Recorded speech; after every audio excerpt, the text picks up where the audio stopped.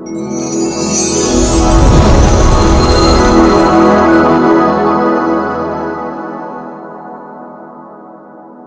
dalam basah, takutnya kaos kakinya basah kalau nggak dilepas ya. Oke, terima kasih. Iya. Yang sudah lepas kaos kaki, mohon ditunggu sebentar, oke? Kalau Misbah itu mau video-video set.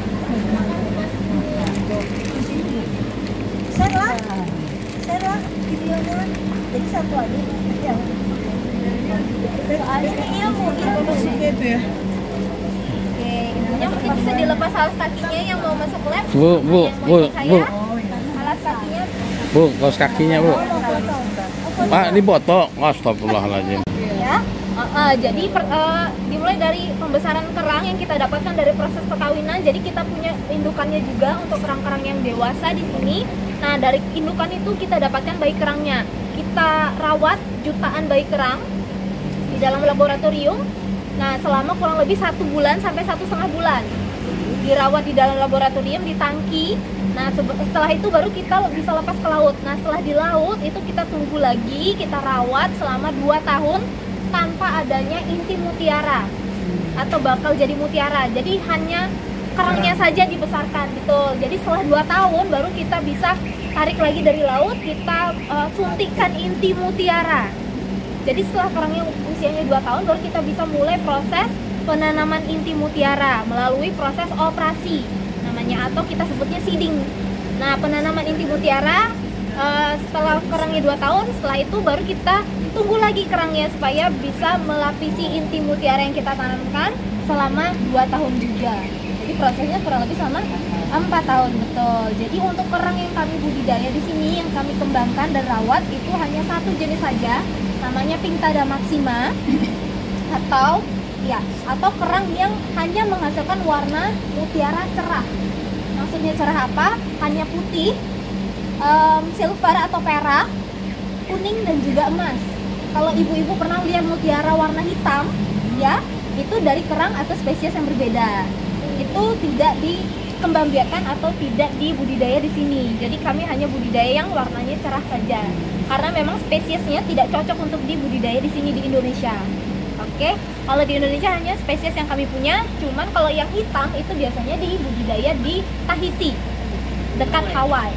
Betul. Nah, di sana banyak farm-farm atau peternakan budidaya untuk mutiara hitam. Ya. Nah, untuk bayi kerangnya nanti kita bisa lihat di dalam tangki ibu, cuman permakluman bentuk dari bayi kerangnya itu tidak seperti kerang pada umumnya yang besar-besar ibu ya. Bentuknya hanya seperti pasir. Masih sangat kecil, ya. Nanti mungkin agak kesulitan, tapi nanti saya bantu. Nanti jadi kerang-kerangnya itu harus dipakai senter untuk ngelihatnya. Jadi masih sangat kecil, ya. Nanti tapi saya kasih lihat juga bentuk asli bayi-bayi kerangnya di bawah mikroskop, ya. Jadi sebenarnya bentuk kerangnya, bentuk bayi kerangnya itu sudah seperti kerang, cangkangnya sudah terbentuk, tapi hanya karena ukurannya masih sangat kecil, jadi kita nggak bisa lihat kasat mata. Oke? Jadi kita bisa masuk sekarang ibu. Jadi boleh moto di dalam? boleh bapak. Jadi boleh difoto, boleh divideokan, silakan. Salam. Bapak dulu ibu bapak. Maaf. Oke, terima kasih. Allah Akbar. Habis suci ya. Masuk ke tempat kerang suci. Sini.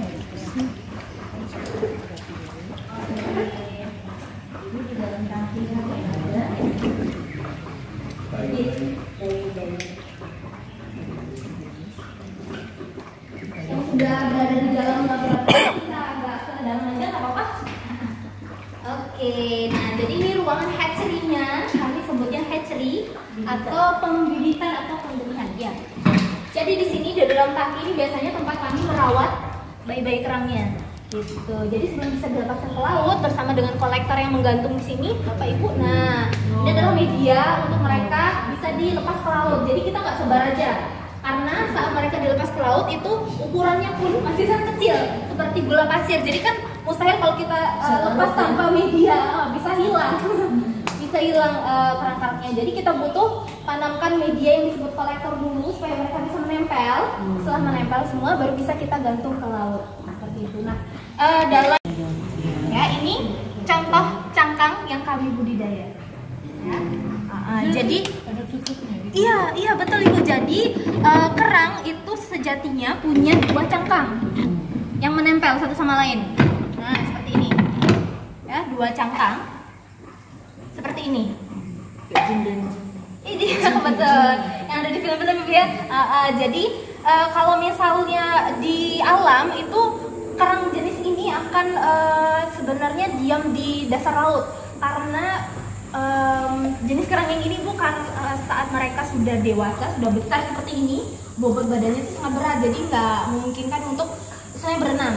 Ya, ada jenis kerang yang memang bisa berenang, cuman jenis ini akan diam di dasar laut, stuck betul, atau menempel di koral-koral atau terumbu karang sekitar mereka, gitu. Jadi untuk kerang yang kami budidaya, untuk makannya sendiri itu mereka perlu buka cangkangnya juga otomatis ya, buka cangkang sedikit aja, nanti ada di bagian dalamnya organnya kita sebut mantau tisu, itu yang akan menyaring mana makanan untuk mereka makannya plankton, mana yang plankton atau makanan untuk mereka, mana yang bukan. Kalau yang bukan atau sampah ya kita sebutnya, itu bakalan dikeluarkan, dibuang keluar badan mereka, jadi nggak butuh. Yang mereka butuhkan hanyalah makanan saja, planktonnya ya. Oke, sekarang kita bakalan lihat bentuk dari bayi kerangnya. Oke, mungkin bergantian aja Ibu, nggak apa-apa ya, karena ini tempatnya agak sempit, jadi saya cek dulu ya.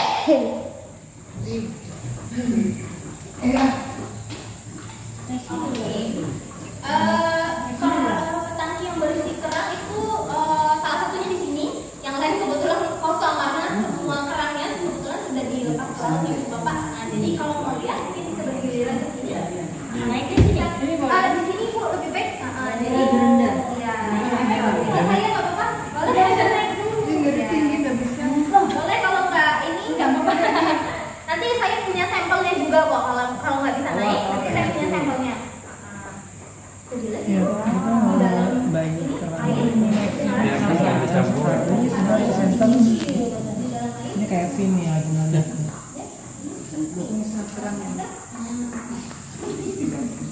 Enggak di air.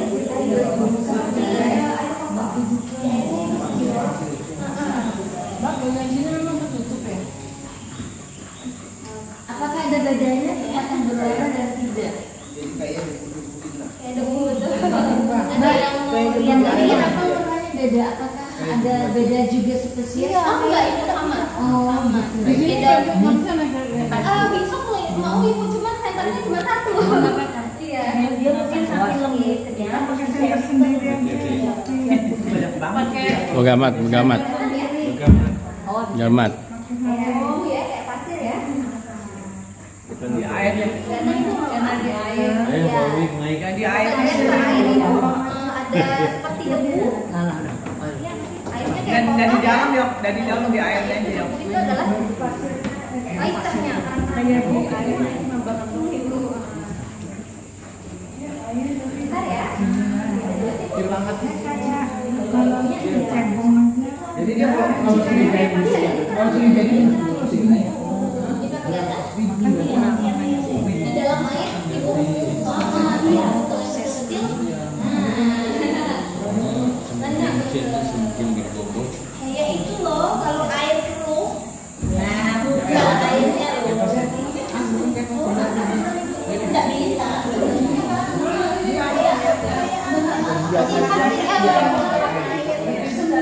Banyak banget ya. Nanti kalau misalnya terkait situ bisa center. Tentu saja. Tidak kelihatan. Semuanya bisa Jadi sini dari kanan videonya. Ada yang mau lihat lagi ke atas? Ada. Oke, sebentar. Tunggu ya. Mana? Teh. Di dalam air, ikutin arah center Pak ya, cahaya dari center. Kalau kelihatan itu seperti debu di dalam air. banyak debu di dalam airnya. Iya. Iya, boleh Ibu. Masih kecil-kecil segitu ya. Iya, betul. Belum Ibu, hanya kerangnya saja. Oke, kelihatan Ibu? Di dalam air, maaf. Oh, itu masih debu. Iya. Di debu atau pasir. Itu wajahnya banyak banget dong. Bro. Banyak ini berarti ya? Banyak Pak. Ribuan. Jutaan Pak. Oh, jutaan. Iya. Ayo, yang hendak melihat.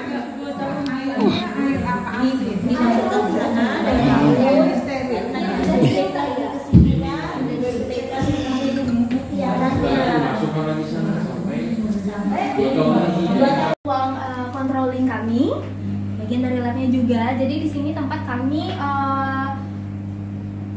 mengecek kondisi dari kerang-kerang kami yang ada di laboratorium, yang khususnya ada di tangki. Jadi setiap hari itu kami harus cek di bawah mikroskop seperti ini, Bapak, Ibu, untuk melihat kondisi dari perkembangan dari kerang-kerangnya. Betul. Selain mengecek bentuknya dan juga ukurannya, kita juga hitung totalnya ada berapa jumlahnya setiap hari. Iya, yang masih hidup. Gitu. Karena kan setiap hari itu otomatis ada kerang-kerang yang mati, seleksi, betul. Jadi sebenarnya setiap 2 hari sekali atau 3 hari sekali, Bapak Ibu, air yang ada di dalam tangki, air laut yang kami pakai yang sudah difilter itu harus diganti.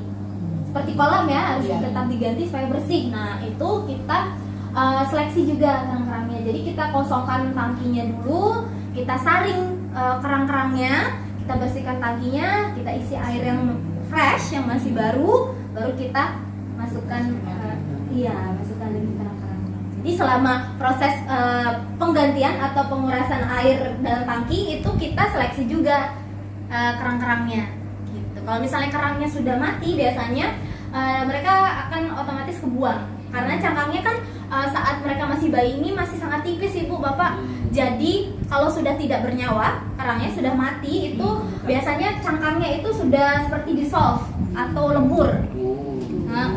Jadi sudah tidak ada organ di dalamnya. Kalau yang masih hidup biasanya ada organnya, mereka bakalan bergerak dan juga kita bisa lihat warna di dalam cangkangnya, warna dari planktonnya atau makanannya, seperti itu. Kadang juga mereka bisa bergerak.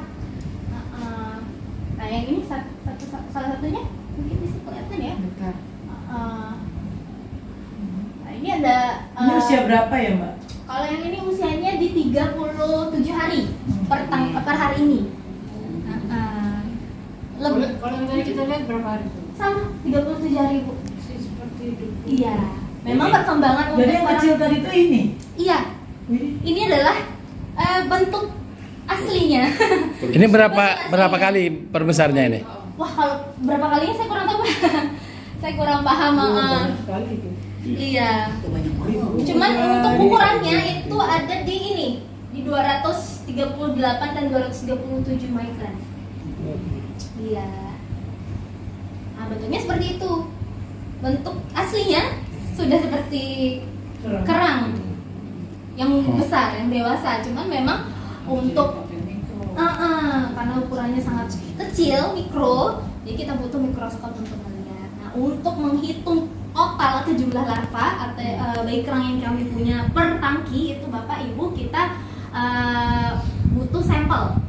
Ambil sampel 1 mili, lalu berapa total sampelnya itu dikalikan dengan jumlah air atau volume airnya, seperti itu.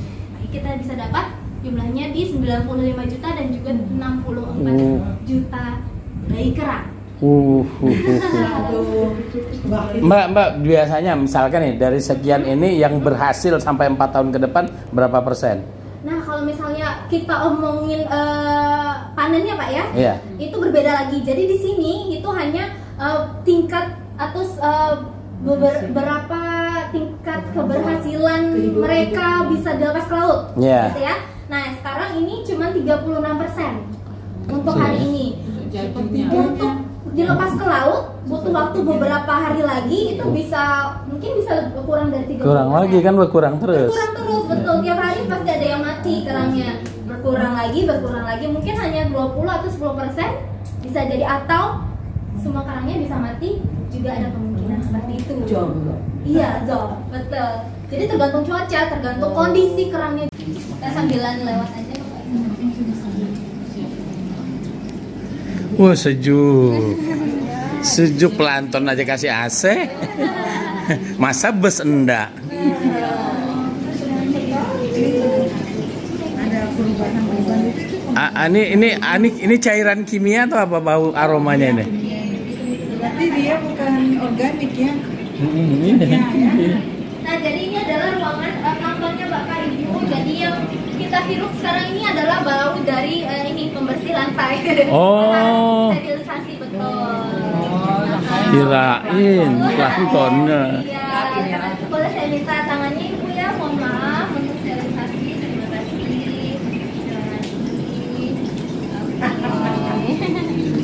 Sama-sama Ibu. Nah, sebelahnya lagi takut. Makasih. Yang ada di wadah, masing-masing wadah ini adalah planktonnya Ibu. Cuma kita memang hanya bisa lihat dari kepadatan warnanya saja. Semakin gelap warnanya, semakin tinggi, ya, semakin padat atau semakin banyak jumlah plankton. Jadi dari yang warnanya biasa-biasa bisa lama-lama jadi Iya, iya betul. Berapa lama prosesnya teh? Prosesnya kurang lebih memakan waktu 1 mingguan. Nah, jadi memang kita ada beberapa step Bapak Ibu. Jadi kita kembangkan di sini dulu sampai warnanya semakin pekat, lalu kita pindah ke wadah yang lebih besar sampai seterusnya. Begitu. Proses itu mudah ya dari awal. Terus untuk disiapkan untuk dikasih makannya yang gimana ya? Oke, nah jadi betul. Jadi setelah mereka di sini, nah ini untuk jenisnya masih berbeda. Nah ini kita gabungkan dulu ke wadah yang Satu Iya. satu satu jenis satu jenis itu jadi dicampur. dicampur. Ini juga prosesnya. Nah, biasanya kita campur Ibu ke wadah pink. Ini sekarang lagi nggak ada. Nah, jadi itu dicampur jenis-jenisnya. Dituang aja. Dituang. Jadi kita tunggu lagi beberapa saat baru kita bisa kasih makan ke kerang-kerangnya. Kita tuang aja. Nanti kerang-kerangnya bakalan makan sendiri, nangkap sendiri. Pernah enggak budidayanya ini gagal gitu? Pernah Bapak, jelas. Jadi kalau misalnya planktonnya ini sudah istilahnya terinfeksi bakteri atau yang lainnya, itu baunya kita tahu dari baunya, aromanya amis gitu. Kalau misalnya nggak ada amis, nggak ada bau amis, berarti aman gitu. Jadi untuk plankton banyaknya yang dituang itu besar. tergantung jumlah kerangnya juga Ibu tadi. Ada hitungannya. Tadi kan beli bibitnya di luar negeri ya? Iya. Berarti didatangkan terus setiap kali pengadaan? Nggak selalu Bapak, jadi kami masih punya istilahnya main stoknya, master stoknya. Jadi kita nggak perlu import terus-menerus ya, setiap bulan harus import. Jadi kami masih punya bibitnya istilahnya, bibit awalnya. Jadi dari bibit itu kita ambil sedikit, kita kembangkan. Iya. Main stok itu berapa lama? Nah, kalau itu saya kurang tahu informasinya. Iya. Memang ada masa ininya. Nah, untuk planktonnya kita juga perlu bantu untuk sinar ini, lampu atau matahari. Pengganti sinar matahari dan juga karbon dioksida untuk mereka bisa fotosintesis. Oksigen. Pandemi masih produksinya masih, cuma showroomnya tutup Ibu 4 bulan kurang lebih. Jadi kan nggak ada tamu, jadi tutup. Tapi bagian produksi masih tetap berjalan. Masih tetap berjalan. Termasuk waktu saat gempa, masih. Ini kena waktu gempa? Kena Bapak. Ini katanya kebetulan saya belum bekerja di sini waktu tahun 2018. Waktu gempa ini pada hancur. Beranda juga showroom itu berandanya kolaps. Dekat epicenter, epicenter gempa. Jadi memang kerusakannya lumayan parah. Tapi nggak rugi kan? Itu Saya kurang tahu Ibu. Oke. Ini kita kembali keluar. Ya, kita kembali ke Laptop. hawa panas.